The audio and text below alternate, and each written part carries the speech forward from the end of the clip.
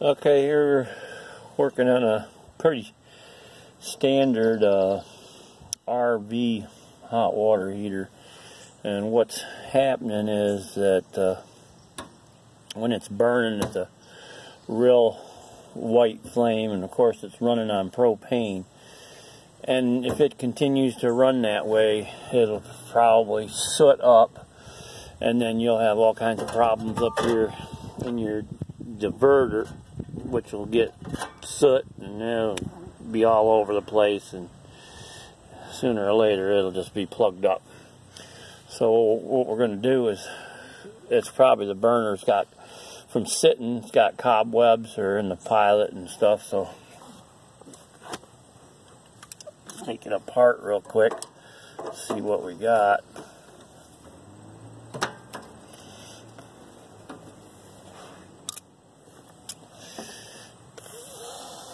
Get a little 3/16 screw for your air adjuster.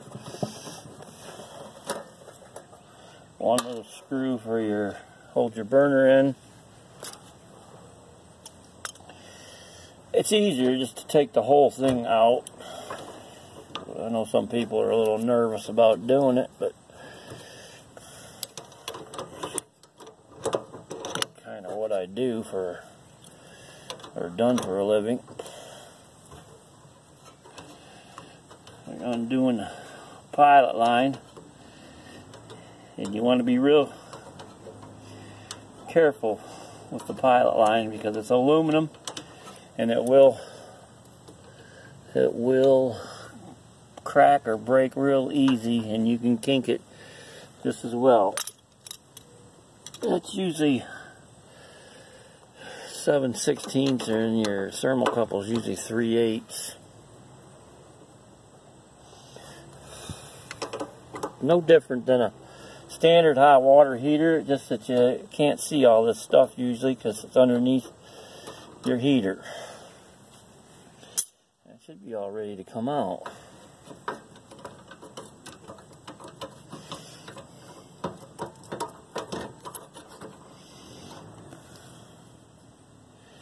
Yeah, we got a lot of corrosion. Can't really see, but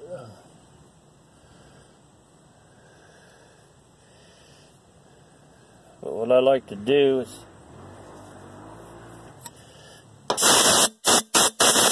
blow out the burner chamber.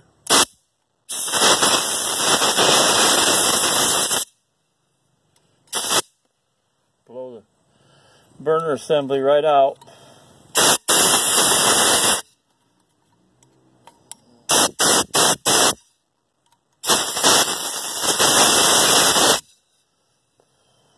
Sure you get all the corrosion, cobwebs, everything out of it. You can blow into this pilot line a little bit.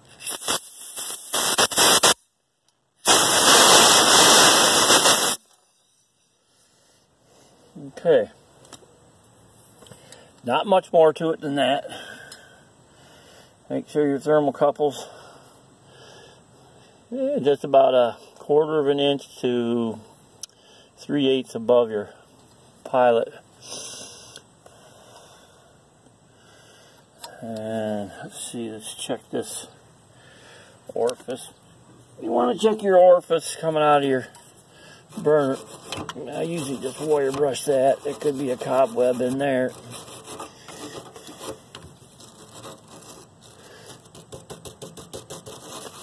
You really don't want to blow into that orifice that goes into your valve, or you could wreck the valve.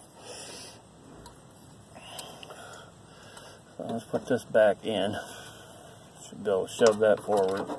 Get that back in. Line that up.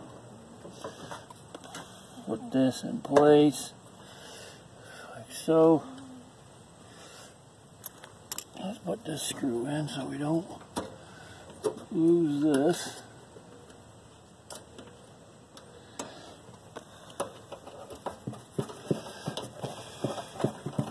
The flame was burning real white.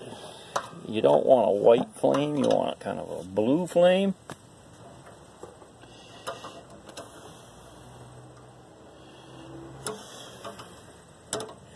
You don't want to cross thread none of this stuff, because like I said, if it don't want to go in, you're probably going fighting the thread. So make sure that's lined up. That one. And then this one. This is usually the... Okay, I think that's started.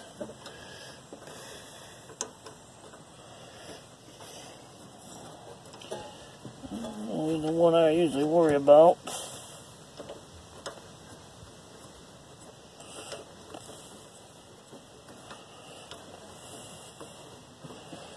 Should be going in there good. It's not fighting. If it ever seems to not want to turn easy, then you're probably cross-threaded.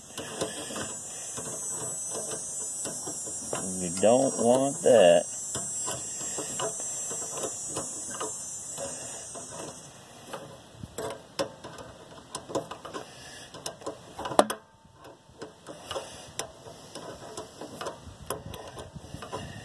Probably doesn't hurt when these things sit all summer or winter or whenever. If they're not sitting for a while and you're not using them, to do this basic cleaning, because cobwebs, they'll get in there, especially in the summer if it sits for any amount of time and not being used. So don't over tighten none of these, just snug them barely. You always check for leaks anyway. So, and this one here is your air adjustment for your burner.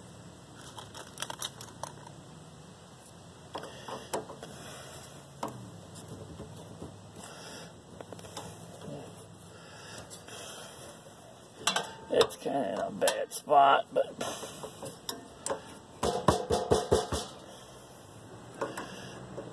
let's see what it looks like. I'll try to lighten it. Get a little cobwebs off of this.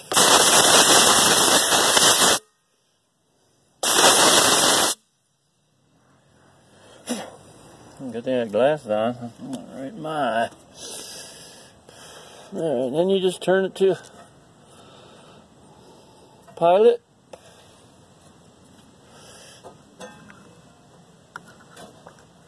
Push her down.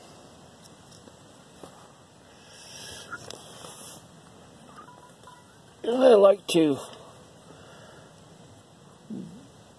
do a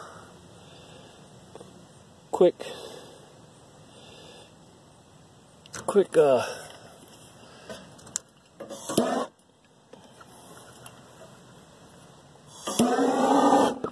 there, she's lit.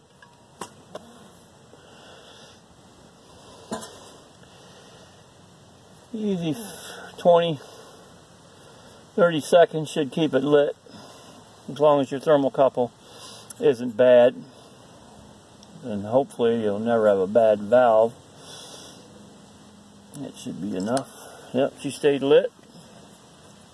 We're going to fire her up. There you go.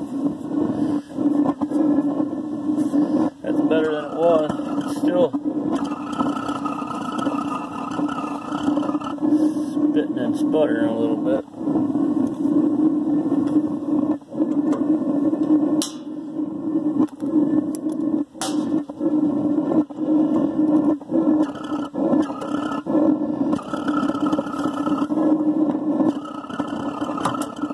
She's burning in the orifice is what she's doing.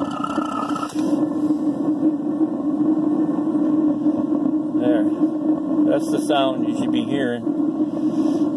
Otherwise, when it's whistling like that, it's burning down in the tube. And that you don't want.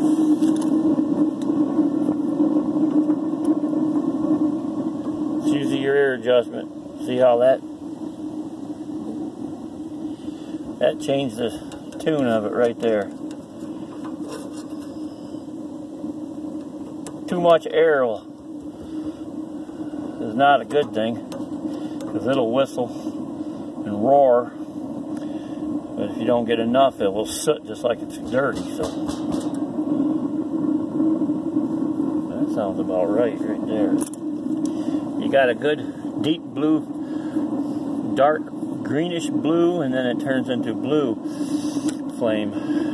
You don't want that when you look in that tunnel. You don't want to see a white flame. Just tighten that up so it can't move. Double check these, make sure they're tight.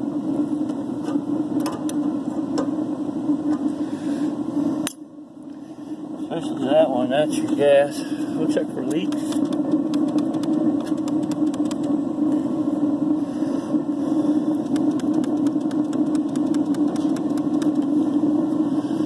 See no leaks.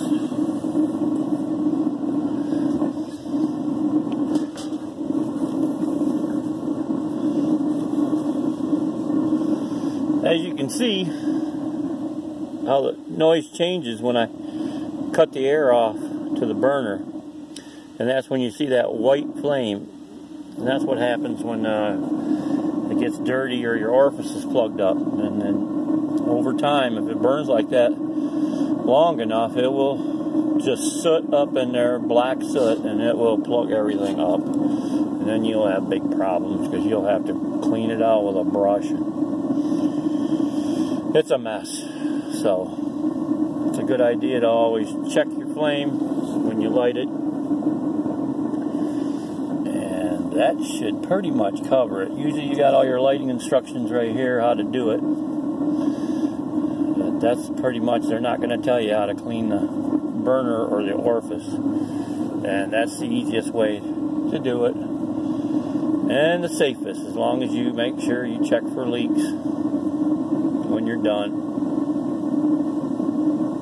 And you should be qualified to do it unless you're comfortable, because it's a flammable gas, and it's the kind of gas that falls. Natural gas rises, propane always settles. So that's why propane's a little bit more dangerous than natural, because you won't smell it till it builds up because it lays on the floor.